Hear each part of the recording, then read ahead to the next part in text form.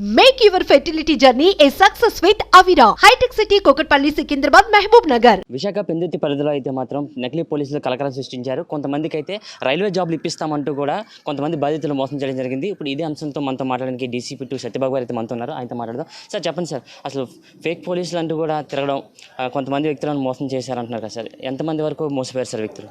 దీంట్లో 12 మంది మోసపోయారు. రమేష్ కుమార్ అనేటువంటి అతను ఒక నకిలీ ఎస్ఐ, నేను ఎస్ఐ అని చెప్పుకుంటూ ఈ 12 మందిని మోసం చేసి వాళ్ళకి రైల్వేలో ఉద్యోగాలు ఇప్పిస్తానని 85 లక్షల వరకు వాళ్ళ దగ్గర తీసుకోవడం జరిగింది. ఈ నేరంలో ఆయనకి సాయి ప్రవీణ్ అనేటువంటి ఒక ఆమె కూడా సహకరించడం జరిగింది. సార్ గతంలో ఏ జాబ్ చేసేవారు సార్? అతను జాబ్ మళ్ళీ మానేసి ఇప్పుడు ఎస్ఐ అని చెప్పేసి ప్రజల్ని భయపెట్టేసి ఇలా బెదిరించి చేయడం కూడా జరిగింది సార్. ఆయన యాక్చువల్గా సిఆర్పిఎఫ్ కానిస్టేబుల్ పనిచేసేవాడు.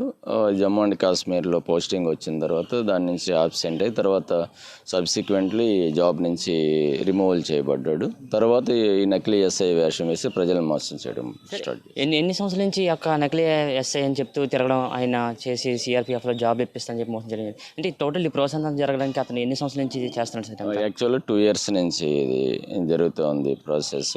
అంటే వాళ్ళకి ఒక ఎగ్జామినేషన్ కండక్ట్ చేయడం, ఫేక్ అపాయింట్మెంట్ లెటర్స్ ఇవ్వడం, అదేవిధంగా ట్రైనింగ్ ఉందని చెప్పేసి వీళ్ళందరినీ సికింద్రాబాద్ తీసుకుని పోవడం, ఇదంతా కూడా ఒక 2 years నుంచి ఇది జరుగుతుంది. అంటే సార్ అతని మీద గతంలో ఎలాంటి ఏమైనా కేసులు ఏమైనా నమోదయ్యాయి అంటే అతని పేరు అతని మీద చీటింగ్ కేసులు కానీ లేకపోతే ఇంకేమైనా ఆధార్కి సంబంధించిన కేసులు కానీ ఏమైనా నమోదయ్యాయి సార్, లేకపోతే ఇదే ఫస్ట్ టైం సార్?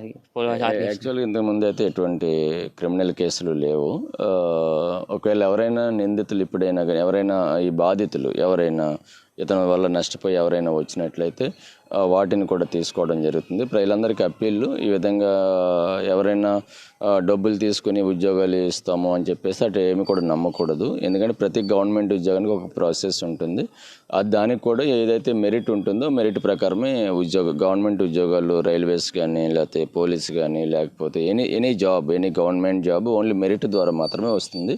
దీన్ని ప్రజలందరూ కూడా గ్రహించాలని రిక్వెస్ట్ చేస్తూ ఉన్నాం. సార్ ఈ రమేష్తో పాటు వాళ్ళ ఆ ప్రియురాలు కూడా దీనికి సంబంధించిన కేసులో కూడా భాగమై ఉందని చెప్పేసి అంటున్నారు కదా సార్, ఆ అమ్మాయి కూడా ఎలాంటి పాత్ర పోషింది సార్ ఈ యొక్క కేసుకు సంబంధించి? అంటే ఈ కేసులో అతను ఈ బాధితులు నమ్మించడానికి అతను ఏం చేశాడు అంటే డిఆర్ఎం గారు వాళ్ళ మేనమామ అని చెప్పాడు. రమేష్ కుమార్ వాళ్ళ మేనమామ అని చెప్పాడు. ఈ యొక్క సహముద్ద ఎవరైతే ఉన్నారో సాయి ప్రవీణ్ అలియాస్ శ్రావణి, ఈ అమ్మాయిని డిఆర్ఎం పిఏగా వాళ్ళకి పరిచయం చేయడం జరిగింది. పరిచయం చేసి ఇద్దరు కలిసి ఒక ఎగ్జామినేషన్ కండక్ట్ చేయడం జరిగింది. సార్ ఇలా ఎగ్జామినేషన్ కండక్ట్ చేయడం, ఫేక్ మెసేజెస్ పంపించడం కంటే ఒక పెద్ద నెట్వర్క్ ఉందని అనుకోవచ్చు సార్ ఇతని పక్క. ఎంతమందిని మీరు అదుపులో తీసుకున్నారు సార్? ఇంకా ఎలాంటి విషయాల మీద మీరు దర్యాప్తు చేస్తున్నారు సార్ అతనికి సంబంధించి? యాక్చువల్గా ప్రజెంట్ అయితే వీళ్ళిద్దరిని అరెస్ట్ చేయడం జరిగింది. ఇది కొంచెం పెద్ద నేరం కాబట్టి ఇంకా దీంట్లో రైల్వే డిపార్ట్మెంట్లో కానీ లేకపోతే బయట కానీ ఎవరైనా ఇతనికి ఏమైనా సహకరించారనే కోణంలో కూడా దర్యాప్తు చేస్తూ ఉన్నాం. ఎవరైతే దీంట్లో ఇన్వాల్వ్ అయ్యారో ప్రతి ఒక్కరిని కూడా అరెస్ట్ చేయడం జరుగుతుంది. సార్ మరి చూసుకున్నట్టయితే ఇతనికి మీద అంటే చీటింగ్ కేసులు పెడితే బెయిల్ మీద చాలా ఈజీగా బయటకు వచ్చే అవకాశాలు ఉన్నాయి కదా సార్, అంత ఈజీగా బయటకు రాకుండా మీరు ఎలాంటి కేసులు అతని మీద కండక్ట్ చేసింది? చాలా పెద్ద సెక్షన్లతో కేసు పెట్టడం జరిగింది. ఇంపర్సనేషన్, చీటింగ్, అదేవిధంగా ఒక మనిషిని చంపుతానని బెదిరించి ఇది చేయడము, అంటే 419, 420, 307, 368 ఐపీసీ, ఆర్మ్స్ యాక్ట్ అది కూడా పెద్ద సెక్షన్, 368 ఐపీసీ కూడా 386 ఐపీసీ కూడా చాలా పెద్ద సెక్షను. అదేవిధంగా ఐటీ యాక్ట్ కింద కూడా కేసు పెట్టడం జరిగింది. సార్ బాధితులకి మీరు ఎలాగ అండగా ఉందాం అనుకుంటున్నారు సార్? అంటే వాళ్ళు చూస్తే ఇప్పుడు డబ్బులు కూడా కోల్పోయి స్టేజ్లో ఉన్నారు, వాళ్ళకి జాబ్స్ కూడా లేవు, ఒక డబ్బులు కూడా వాళ్ళు లాస్ అయిపోయినారు కదా సార్, మీరు ఎలాంటి భరోసా ఇస్తున్నారు సార్ బాధితులకి? తప్పనిసరిగా బాధితులకి చట్ట ప్రకారంగా వాళ్ళకి న్యాయం జరుగుతుంది. ఇతను ఈ నేరానికి పాల్పడి ఏదైనా ఆస్తులు కూడగొట్టినట్లయితే ఆ కోణంలో కూడా ఇన్వెస్టిగేషన్ చేస్తూ ఉన్నాము. అటువంటి ఆస్తుల్ని చట్ట ప్రకారం అన్నిటిని కూడా సీజ్ చేయడం జరుగుతుంది, అటాచ్మెంట్ పెట్టడం జరుగుతుంది.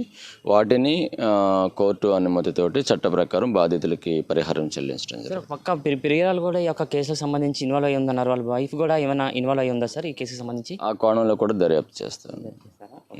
Thank you. ఇదే ఇక్కడ పరిస్థితి. మనం చూసుకున్నట్టయితే మాత్రం ఇలాగ ఫేక్ పోలీసులు వచ్చి జాబ్స్ ఇప్పిస్తామంటే మాత్రం ప్రజలు ఎవరు కూడా నమ్మొద్దని ముందస్తుగానే వాళ్ళు యొక్క సంబంధించి అయితే మాత్రం మొత్తం మెరిట్లోనే ఉద్యోగాలు తీస్తారు, కానీ ఎవరికి కూడా డబ్బులు ఎట్టి మాత్రం ఈ యొక్క జాబ్స్ కొనుక్కోవడానికి అవ్వదని అయితే మాత్రం పోలీసులు చెప్పడం జరుగుతుంది. ప్రజలందరూ కూడా చాలా అప్రమత్తంగా ఉండాలని కూడా పోలీసులు కూడా చెప్పడం జరుగుతుంది. కెమెరా పర్సన్ శేఖర్తో ప్రశాంత్, సుమన్ టీవీ, వైజాగ్.